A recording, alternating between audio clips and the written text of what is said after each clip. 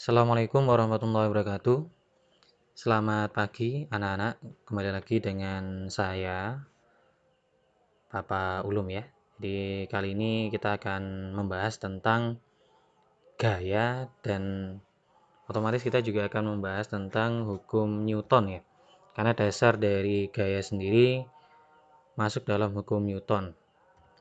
Nah, sebelum kita membahas detail tentang gaya, ya ini kita bahas secara detail dulu tentang hukum Newton. Ya, pertama, dinamika. Dinamika adalah ilmu yang mempelajari gaya sebagai penyebab gerak. Jadi semua gerak benda yang pernah kita bahas sebelumnya ya. Jadi benda itu bergerak karena memang ada gaya dari luar. Dan gaya dari luar itu memang muncul akibat adanya entah itu gaya dorongan ataupun gaya tarikan. Ya, nanti kita akan bahas tentang hukum Newton itu sendiri. Nah, hukum Newton menyatakan hubungan antara gaya, massa, dan gerak benda.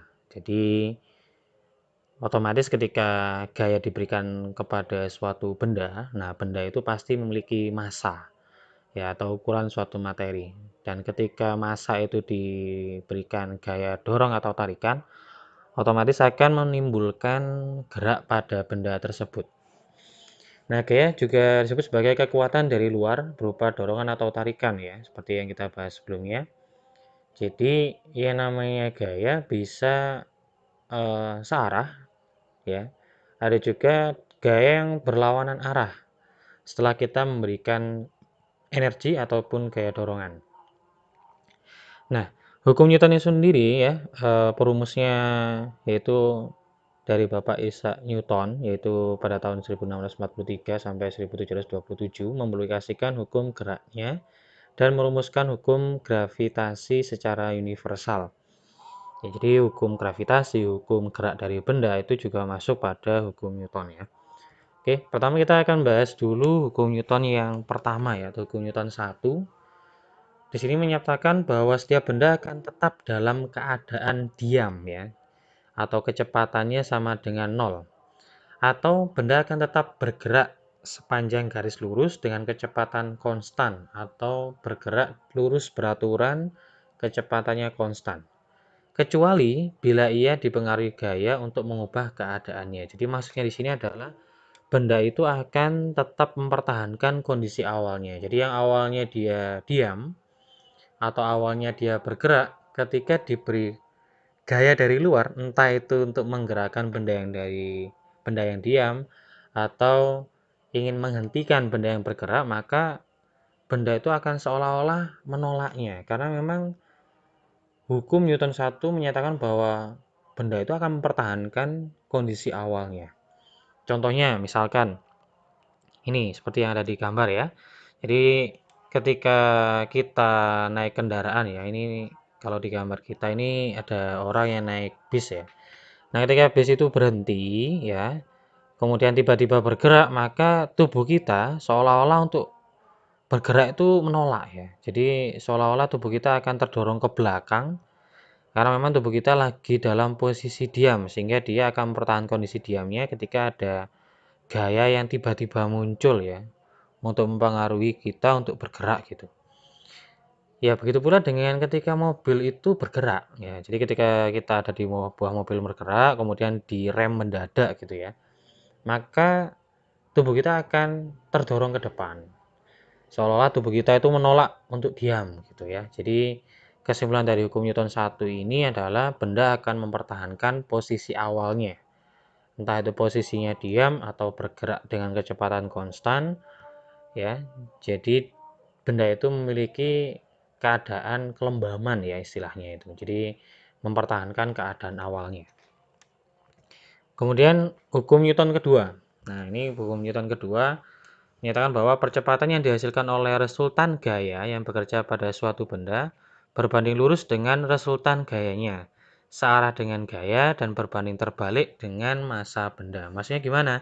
Jadi ketika kita memberikan gaya dorong pada benda, maka benda itu akan bergerak ya, atau memberikan resultan gaya ya, atau total gaya yang kita berikan kepada benda itu searah dengan gaya dorongnya kita. Misal kita dorong mobil atau dorong meja ya, mohon maaf. dorong meja ke depan, maka otomatis reaksi dari meja tersebut akan bergerak ke depan juga. Nah, jadi gaya dengan arah gerakannya itu searah, ya. Nah, kalau ada kondisi seperti ini, berarti ini masuk dalam hukum Newton kedua. Contoh lagi, kita melempar bola. Misalkan kita lempar bola ke depan, maka otomatis gerakan ataupun percepatan dari bola tersebut akan searah dengan gaya lemparan kita. Seperti itu ya.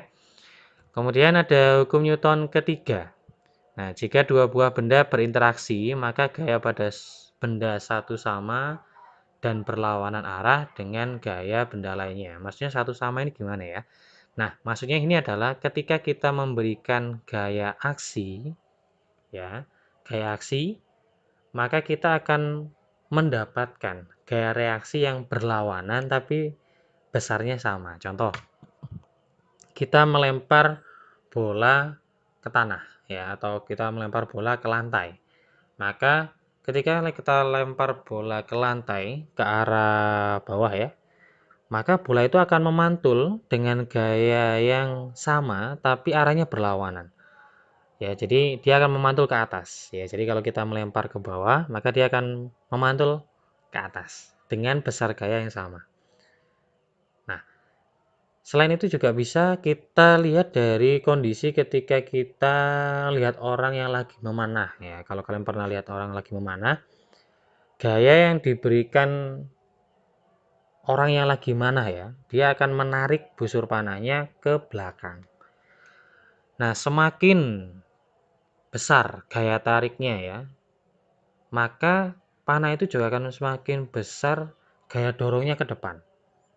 Nah, itu berarti searah nih ya, searah tapi besarnya sama tapi arahnya berlawanan gitu ya. Jadi ketika kita narik ke belakang busur panahnya, maka gerakan panahnya akan melaju ke depan gitu. Ya, jadi kalau hukum Newton 1 tadi tentang pengertian dari kelembaman benda ya. Jadi benda akan mempertahankan posisi awalnya baik diam atau bergerak.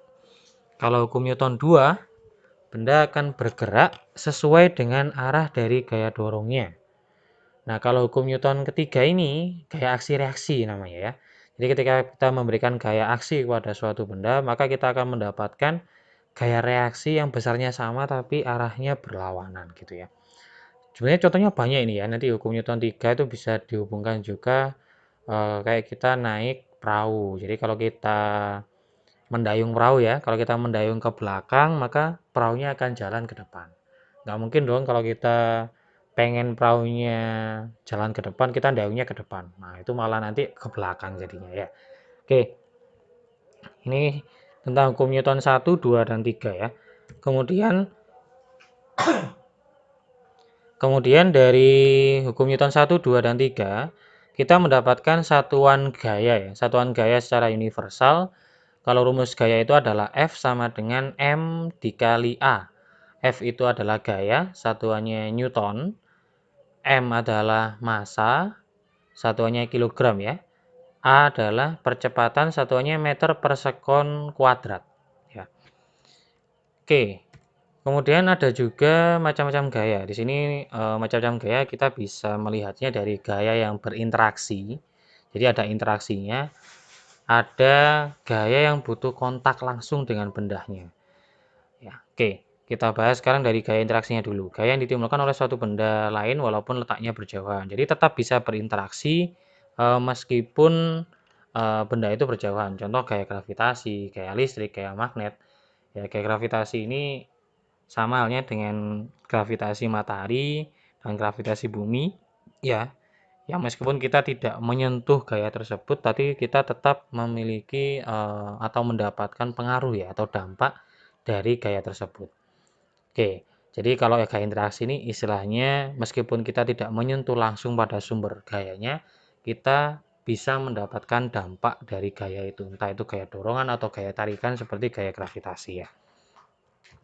Oke, ada gaya kontak. Gaya kontak bisa ada pada gaya normal. Gaya normal itu maksudnya adalah gaya yang ditimbulkan oleh benda ya, ketika benda itu memberikan gaya pada si pendorongnya gitu ya. Ada gaya gesek itu gaya yang berlawanan dengan gaya dorong. Kalau gaya dorong yang tadi, yang kita langsung mendorong benda ataupun material lainnya ya. Oke, kita sekarang akan bahas gaya normal, gaya reaksi dari gaya berat yang dikerjakan benda terhadap bidang tempat benda terletak.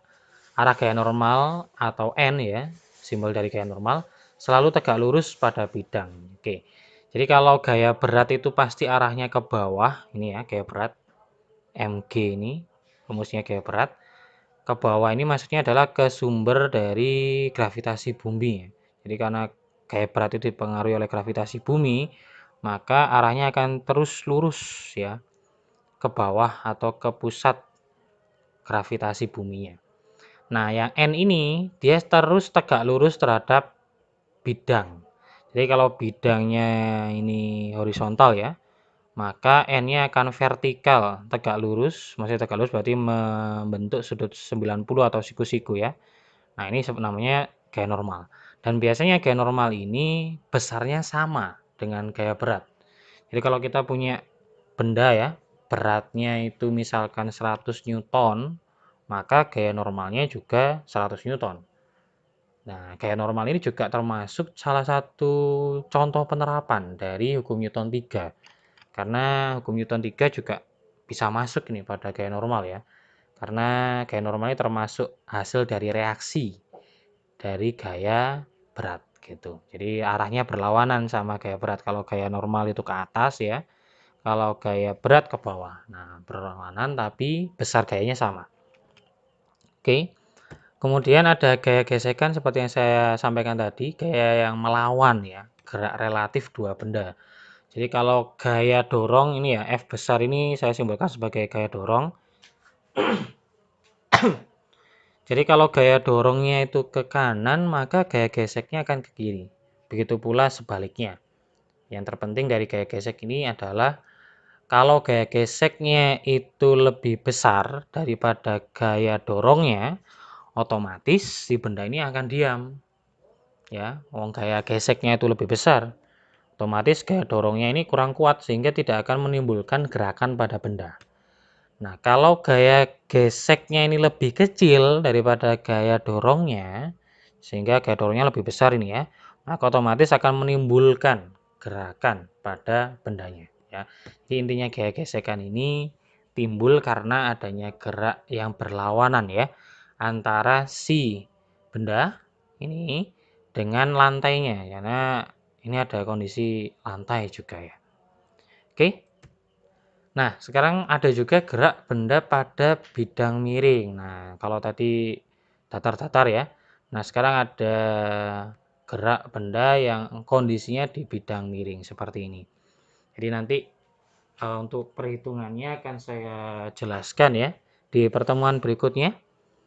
Jadi kalau kita lihat dari sini, ini ada beberapa sudut kemiringan yang nanti harus kalian pahami ini ya.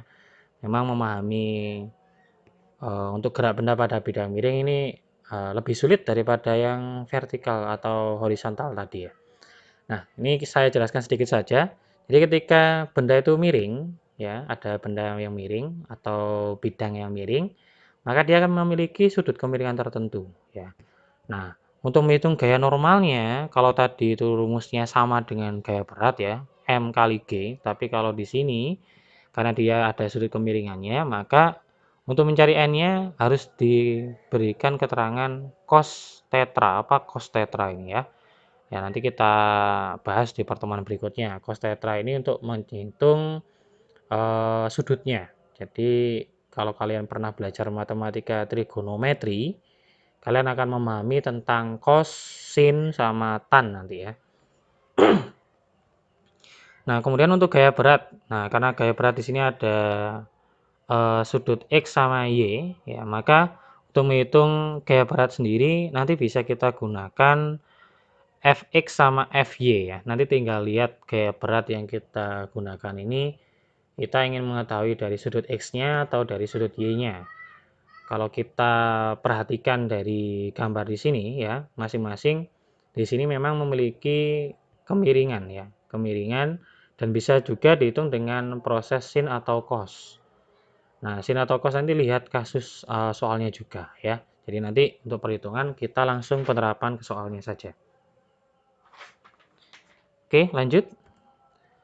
Nah, kemudian ada dua buah benda yang bertumpuk pada bidang horizontal ya. Jadi misalkan di sini ada benda M1 sama benda M2.